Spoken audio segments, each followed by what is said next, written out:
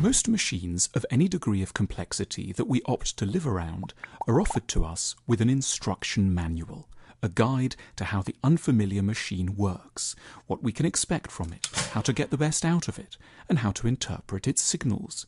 The assumption being that it will be so much easier and less enraging to deal with this machine when we have taken some time systematically and patiently to learn how it operates. And yet one area where we tend not to have manuals to read is when it comes to other people and their functioning. This causes us immense troubles. We go into relationships without any real sense of where the other's peculiarities will lie, and vice versa. We unwittingly proceed as if operating another person might be an intuitive skill we'll just pick up along the way.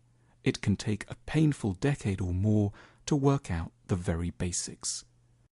Mostly human machines work in extremely odd ways, and yet tend not to explain the origins of their madness.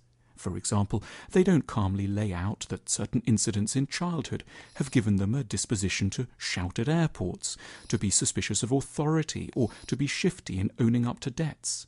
We must work backwards from outward behaviour to possible causes without any help from the machines themselves. Sometimes the signals are just completely confusing.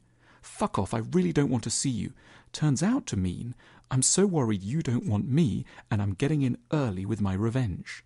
Please tidy away your clothes and put away the dishes might mean I'm trying to control you procedurally because I feel so out of touch with you emotionally. We would save so much time if we knew how to give one another manuals early on. If we could explain, when I'm hurt, I go cold, or I'm especially prone to be subservient, but then resentful, or I get brutal when I'm at my most vulnerable, or I feel a need to talk about other possible lovers because I feel so unattractive to you deep down. Instead, the weaknesses of machines are usually discovered in the heat of conflicts, in contexts where they will have wounded the other person, and therefore will be denied the goodwill that might have ensured they could be forgiven.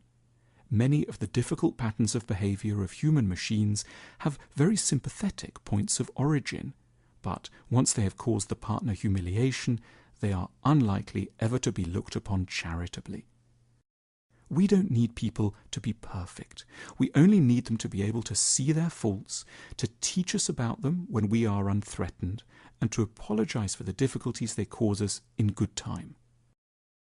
In other words, the greatest, most loving and luxurious gift any partner could ever give another is an instruction manual to their own rather tortured, odd, but ultimately always really rather lovable soul.